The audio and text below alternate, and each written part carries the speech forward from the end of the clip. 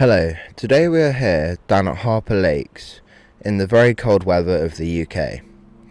I will be talking with Roly, who will introduce himself in a minute. Today we'll be talking about the ponds as well as how fishing can help with mental health. I'm Roly Palmer, ex-president of the local angling club. My hobbies are angling. I also coach angling, and I work with special needs and people that have been reflected through the doctor. I also do the Duke of Edinburgh Award with people on courses to go forward to the bronze and silver.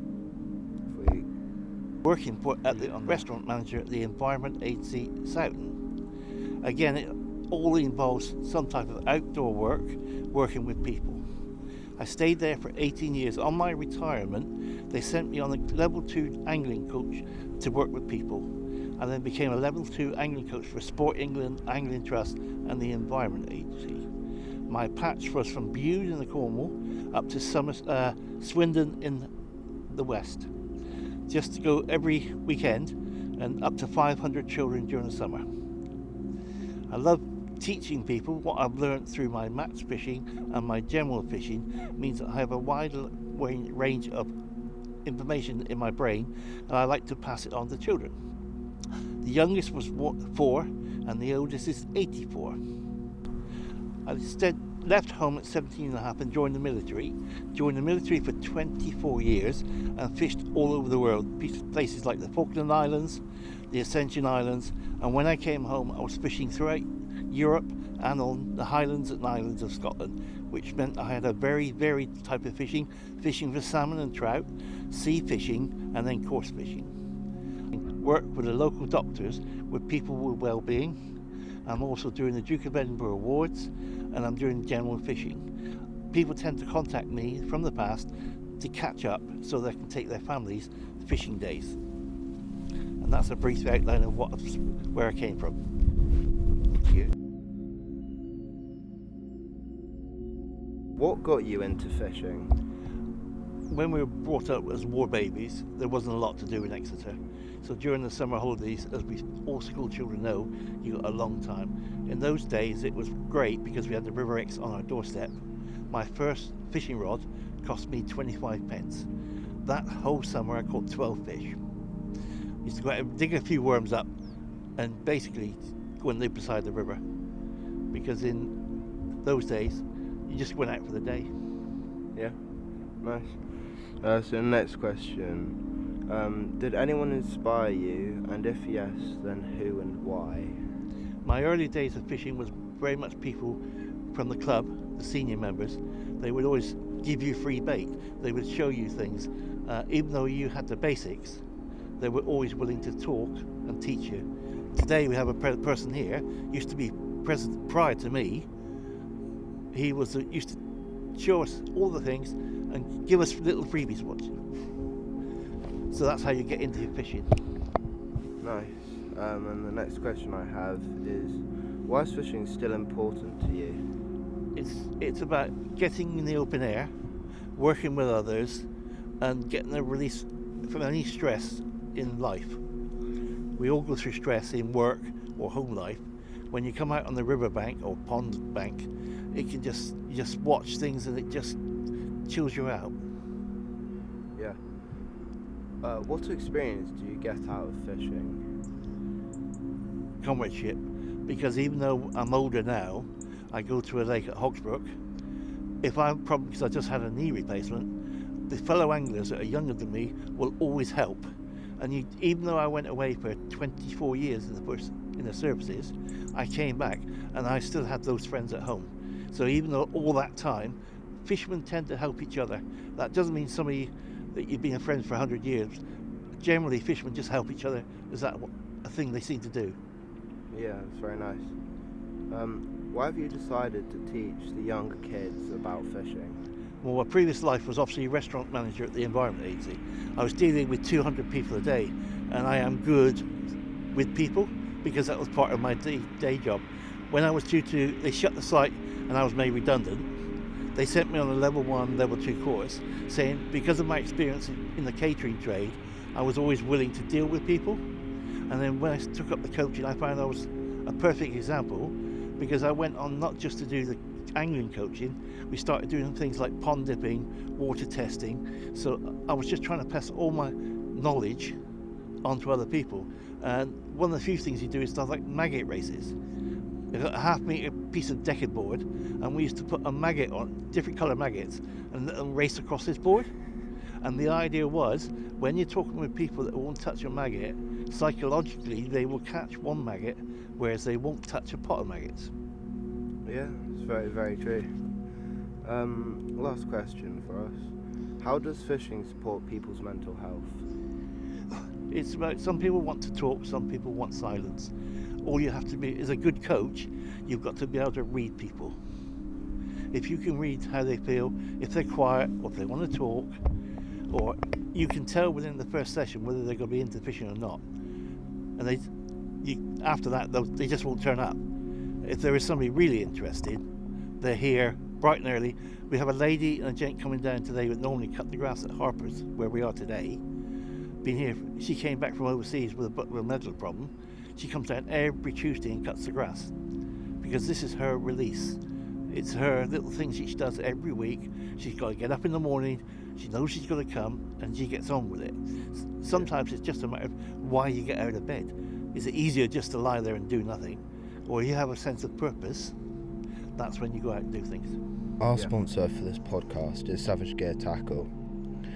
This company makes tackle all the way down from little lures and hooks all the way up to big boats. The hooks on these lures, as well as all of the hooks they have in stock and sell, are very well built and will last you a long time. I recommend at least getting the hooks and lures because they were built to last a very long time. The good thing about Savage Gear is they are very helpful and are willing to help anyone, anywhere, if you just email them about what you don't understand. Also, all of the gear is very affordable for just beginners, and it will last you 5 years plus if you keep it in good condition where there is no water.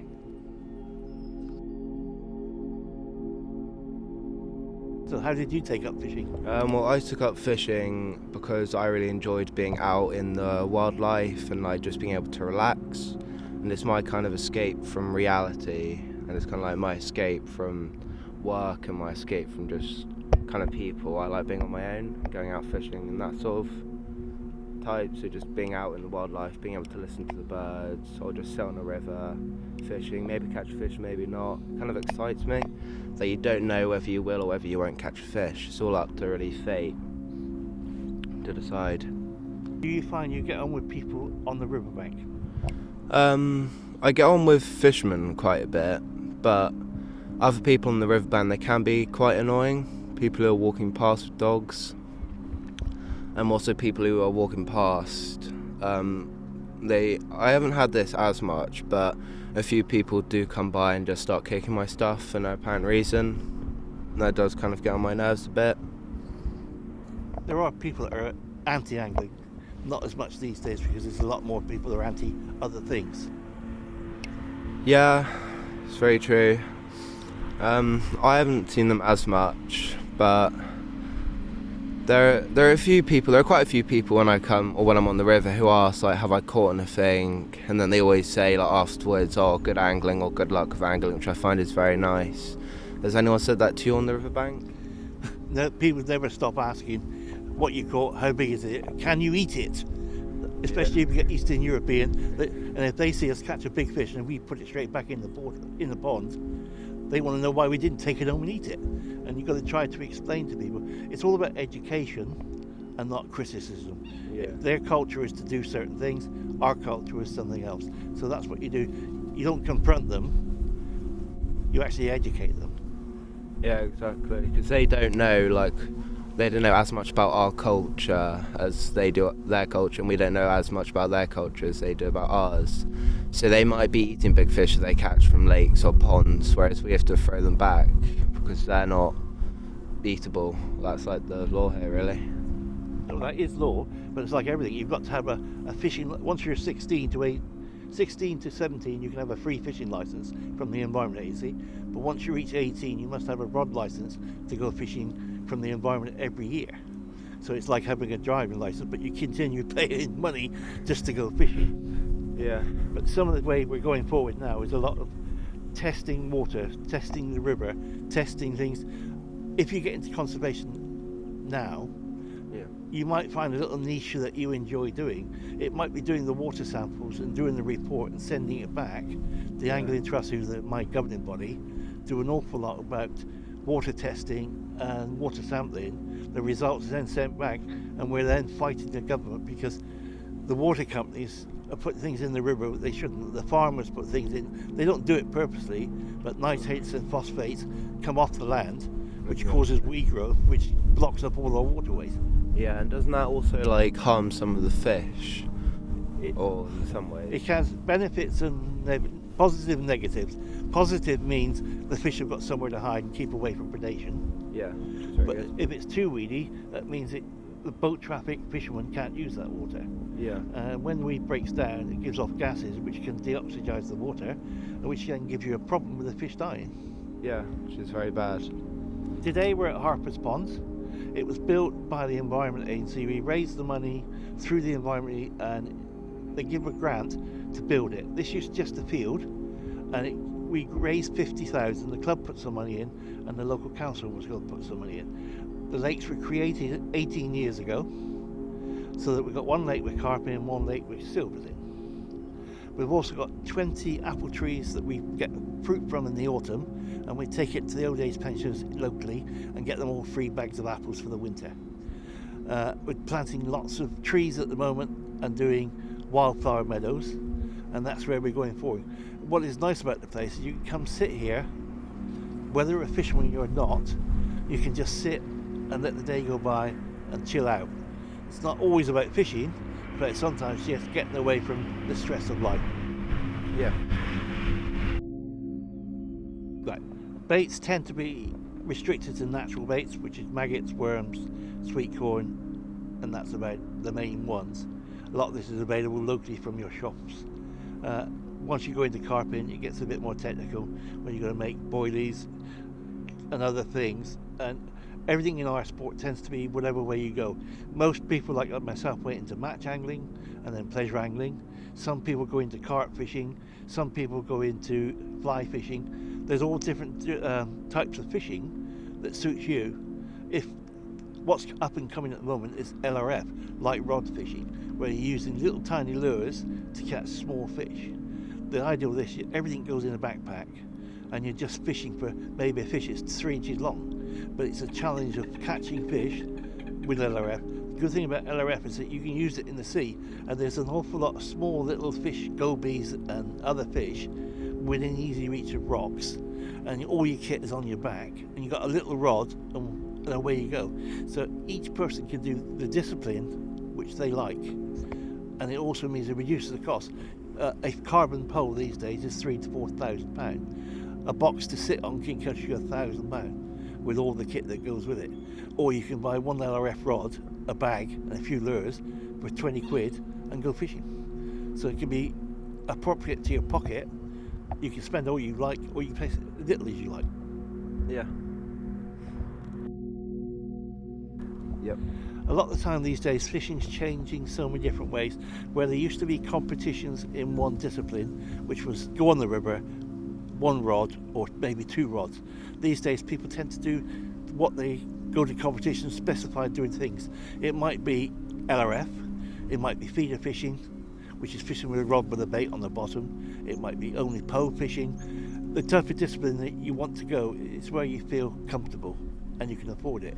Competitions these days are big £50,000 prizes, which you've got to qualify for. There are matches designed to go forward, some locally, but some nationally and some internationally. If you go onto these things, it's a lot of expense and travelling. The trouble here in the West Country is a lot of the competitions tend to be in the north. Yeah. Have you ever had any like fishing fails? Oh, many a day we've got blanks. You come on at the end of the day, you've got nothing, and you think, was it worth it? But at the end of the day, you've sat in the open air, the fresh air, and you've let yourself chill out. You don't have to win every time. You know, it's not a race. It's about something you enjoy doing. And obviously, if you're a summer good weather fisherman, you catch more fish. But some of us go out throughout the winter with broken ice at some of the lakes and still caught fish. On the tip of the canal with broke ice and still catch fish. The weather is only appropriate to your clothing. So whatever sport you're doing, regardless of what it is, it's appropriate. Even footballers these days wear long johns and long shorts because they dress for the weather, and even with their sport.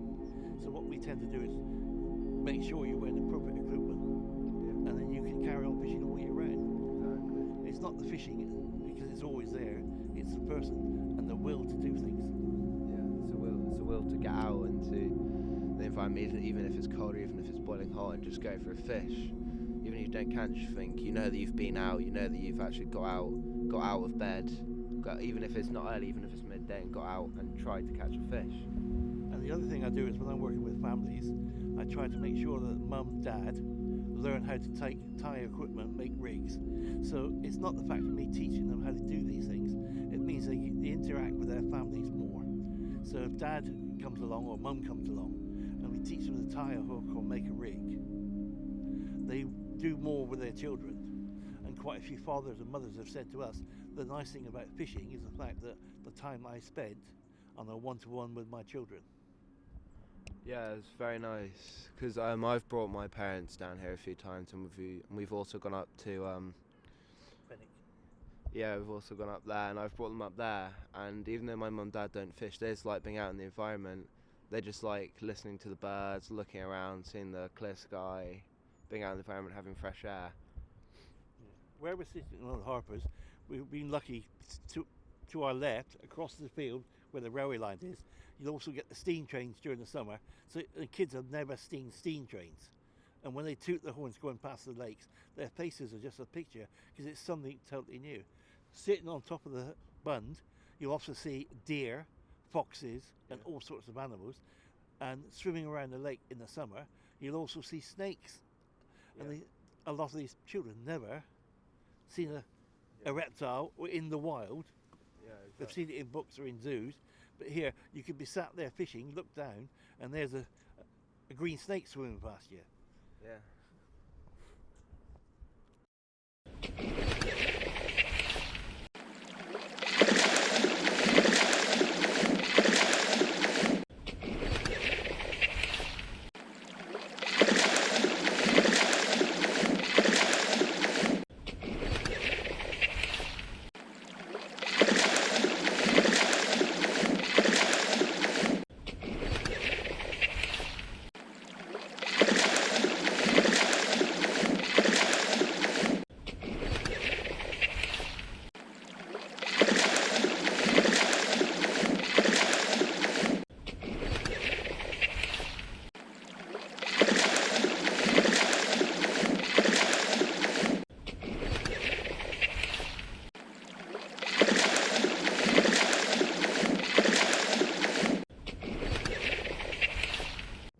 Thank you to Roly Palmer for giving us his time. It's been a very informative conversation to record for this podcast. What I particularly liked is to have learnt so much about your career and history and how it's been a lifetime of experience and important to others. Thank you.